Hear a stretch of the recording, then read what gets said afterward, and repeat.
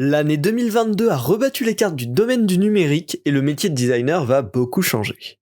Discutons ensemble des nouvelles compétences à développer en tant que product designer, tout de suite dans Parlons Design.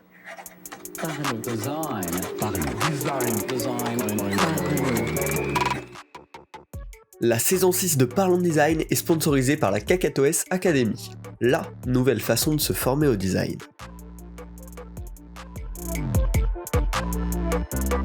Salut, c'est Romain Pinchna, bienvenue dans Parlons Design pour discuter des 3 skills principaux à acquérir en 2023. En tant que designer, on a un écosystème qui quand même a pas mal changé, a pas mal bougé ces derniers mois, ces dernières années, et forcément, le design évolue, s'adapte à la situation, et du coup, il y a des nouvelles compétences qui avant étaient beaucoup moins recherchées chez les designers, et qui commencent à avoir de plus en plus d'importance, et qui peuvent nous permettre, en tout cas, de nous démarquer un petit peu plus en tant que designer, de mieux comprendre aussi ce qui nous entoure. Et donc voilà de quoi on va parler dans cet épisode. Pourquoi je vous dis que ça a beaucoup changé, notamment parce qu'en 2022, tout l'univers startup, scale-up s'est pris un petit peu une claque en termes d'investissement et du coup de possibilités derrière d'embauche, de mode de fonctionnement, beaucoup plus orienté sur les revenus, la rentabilité. On a vu aussi du côté des GAFAM des gros licenciements où pareil ils réduisent le coût du personnel pour se réorienter on va dire sur les core products ou sur l'innovation. Mais voilà, en tout cas, on était dans un mood où tout allait bon train, on va dire, tout était très généreux, et là on voit qu'on se resserre beaucoup plus sur des objectifs business très concrets, et forcément, ça a un impact sur ce qui est attendu de la part des designers. On a vraiment un changement sur les compétences attendues. Bien évidemment, il a toujours un aspect d'être user-centric, qui est très important dans le design, mais la concession, la gestion de la valeur business derrière redevient en tout cas plus importante, ce qui est peut-être aussi plus sain, mais voilà. Ça change complètement dans cette direction. Il y a d'ailleurs très récemment eu un rapport d'UX Collective qui a mis en valeur ces changements à venir, je vous mettrai le lien en description. Je m'en suis servi un petit peu aussi pour baser ce podcast, pas que sur moi, mon ressenti, mais sur une analyse plus généraliste du marché. Et donc, on va voir tout de suite les 3 compétences à travailler pour devenir un meilleur designer en 2023.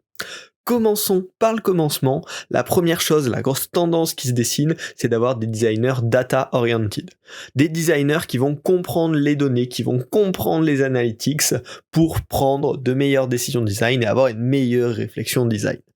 Ça va vraiment dans cette mouvance de on est user-centric, on veut comprendre comment il fonctionne, mais on a aujourd'hui besoin de le mettre aussi au service du business, et donc mesurer ça pour comprendre qu'est-ce qui marche pas pour les utilisateurs, qu'est-ce qui est bien utilisé, qu'est-ce qui n'est pas bien utilisé, qu'est-ce qui pose problème dans le parcours, tout ça afin d'améliorer les métriques de complétion côté utilisateur et bien sûr les métriques côté business. Aujourd'hui, ça devient de plus en plus difficile d'être designer sans être capable de mesurer notre impact, parce que tout simplement, comme tous les pôles d'une boîte, on a besoin de montrer notre utilité, qu'est-ce qu'on apporte, et la meilleure façon, c'est de le mesurer avec des chiffres clairs et précis.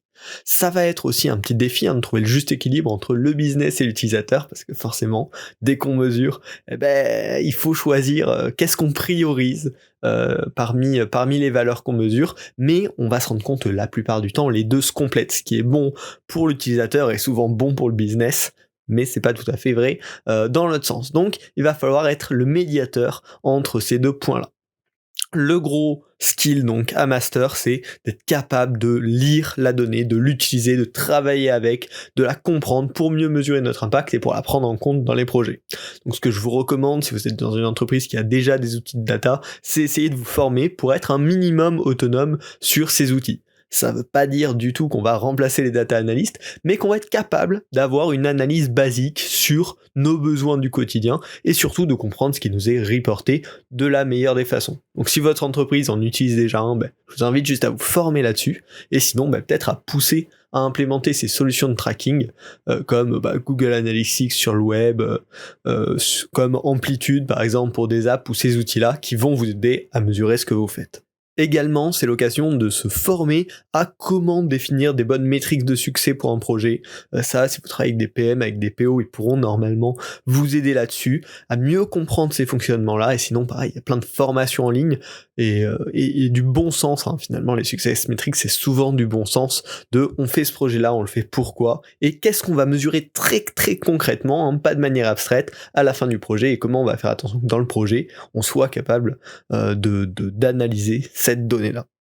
Et enfin, bien sûr, être capable de lire les métriques, de comprendre aussi les différents biais qui peuvent se mettre dedans pour être capable de vraiment partager des rapports aux gens qui travaillent avec vous, basés sur la data, de l'impact de ce que vous avez fait dans les différents projets. Voilà, la data, designer guidé par la data, ou en tout cas aidé par la data, c'est clairement une des grosses tendances qui va dans ce mood global du marché. Le deuxième conseil, la deuxième direction, c'est des designers basés sur l'action en premier. On a eu beaucoup de temps pour faire énormément de discovery, pour aller loin, pour prendre du temps, pour creuser des sujets, et avec cette accélération, on va dire, un petit peu du marché, on a besoin de plus en plus de livrer beaucoup plus rapidement et de tester beaucoup plus rapidement, de diminuer le temps de réflexion, de discussion où ça tourne en rond et on peut pas avoir de réponse sans le tester, et de tester des choses, de mener des choses en production, on va dire, le plus rapidement possible pour pouvoir analyser les résultats justement et itérer là-dessus. C'est hyper important de réussir à comprendre et diffuser la stratégie de l'entreprise pour la transformer en action concrète le plus rapidement possible et le plus efficacement possible. C'est bien sûr pas de la précipitation, mais c'est être beaucoup plus impactant dans les choses qu'on fait et éviter de tourner en rond.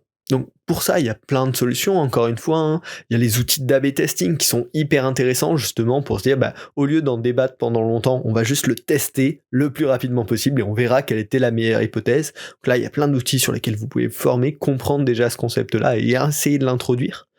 Ça va être aussi sur optimiser son temps de travail, comment je choisis et comment je gère les différentes réunions auxquelles je participe, comment je m'assure que les réunions que j'organise sont les plus productives possibles, en les organisant sous forme d'ateliers, en trouvant des méthodologies pour mesurer leur efficacité aussi, et pour définir clairement des objectifs de chacun de ces points-là et éviter tout ce qui va tendre à une direction un petit peu floue. Et utiliser un maximum de votre temps de la meilleure des façons. Ça veut pas dire oublier tout l'aspect plaisir et être une machine de productivité, ça veut juste dire penser en amont les choses qu'on fait et décider de manière consciente qu'est-ce qui est utile et qu'est-ce qui ne l'est pas. Et également, une des autres choses que je peux vous proposer dans cette direction-là, d'être un designer beaucoup plus impactant, beaucoup plus basé sur l'action, c'est de pas hésiter, quand on est sur des projets variés, à cadrer les propositions de design en plusieurs niveaux de livrables. Au lieu de perdre beaucoup de temps à débattre en se disant « est-ce qu'on peut pousser jusque là, est-ce qu'on peut pas pousser juste là, etc. etc. » Plutôt se dire, au moment où je design, je vais faire une version minimale, une version correcte, ok, et une version avancée, et du coup, dans les discussions avec les techs, avec les product managers, on va pouvoir se dire, ok, sur ce projet-là, à quel point on est ok à mettre de la ressource, est-ce qu'on va juste taper le niveau minimal qui est le design basique, sans folie, qui a une expérience ok bof, mais qui fonctionne, qui est un peu le MVP, est-ce qu'on va taper le niveau correct, où là, on va y prendre un peu plus de temps, mais on aura une meilleure qualité, ou est-ce qu'on va carrément taper le niveau avancé qui demande beaucoup plus de temps, mais qui aura une expérience parfaite, idéale. Et donc ça peut être complètement ce type de solution, se dire, ok, au lieu de débattre longtemps, je vais juste faire 3 propositions avec 3 niveaux, et comme ça on va pouvoir discuter sur ces propositions-là, et pas que chacun essaye de tirer vers son côté. On sait clairement quelles sont nos possibilités, maintenant il y a juste à décider laquelle. Il y a plein de choses comme ça qui peuvent aider à avoir une meilleure productivité, une meilleure efficacité, tout en ce soyant plus plaisant pour tout le monde. Et donc pour moi, ça c'est la deuxième grosse tendance de 2023. Et la troisième, qui est encore un petit peu différente, mais qui va dans cette démarche d'être plus... d'essayer de s'intégrer à plus de choses, c'est une tendance qui va pousser les designers à être de plus en plus autonomes sur une quantité de sujets importante. Quand les équipes se réduisent, et ce qui est le cas aujourd'hui dans pas mal de boîtes comme on a pu le voir, forcément on a besoin de toucher, de gérer un petit peu plus de domaines, surtout s'il y a un petit peu moins de monde.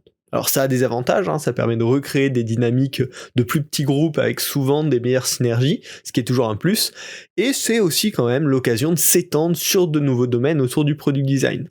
On a beaucoup de rôles spécialistes aujourd'hui, en tout cas qui commençaient vraiment à naître, à avoir une grosse place. Potentiellement, c'est des rôles qui vont être un petit peu plus durs à implémenter dans une période de réduction budgétaire, et donc c'est l'occasion d'aller creuser là-dessus pour avoir des compétences un petit peu plus spécialisées. Ça veut pas dire forcément devenir spécialiste, mais ça veut dire avoir une petite connaissance de base dans ces domaines-là pour pouvoir faire le fallback si on est en manque de monde sur ces zones-là. Donc ça peut être se former un petit peu au rôle de product management, la priorisation, le road mapping, le suivi de projet, une meilleure compréhension technique.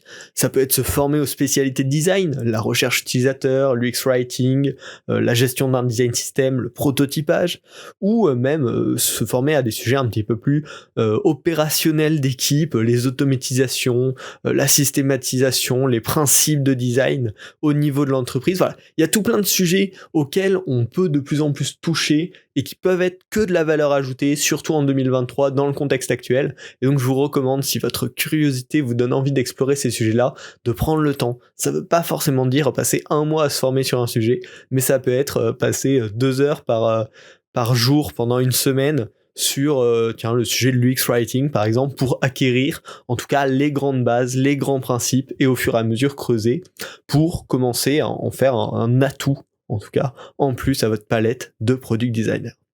Voilà. En conclusion de cet épisode, c'est clairement des grosses années qui nous attendent, qui peuvent être hyper intéressantes. Il y a vraiment une tendance à l'action, au design basé sur les résultats, avec un gros point là-dessus. Et donc il y a plein d'occasions de développer nos compétences qui sont à saisir, et je vous recommande bien sûr de vous lancer. Globalement, c'est devenir plus efficient, plus data-driven pour être un atout pour le business, en plus d'être un atout pour l'utilisateur. Il y aura bien évidemment plein d'épisodes sur ces sujets-là, il y en a déjà eu d'ailleurs dans le passé que vous pouvez aller consulter, notamment sur la data. Et donc, je vous recommande de vous abonner à Parlons Design sur votre plateforme de podcast préférée pour suivre les prochains épisodes. Si cet épisode vous a plu également, n'hésitez pas à le partager sur LinkedIn, sur Twitter, sur votre Slack d'entreprise. C'est toujours cool, ça permet de faire connaître Parlons Design. Et puis voilà, c'est un plaisir. On se retrouve la semaine prochaine pour un nouvel épisode de Parlons Design. Salut.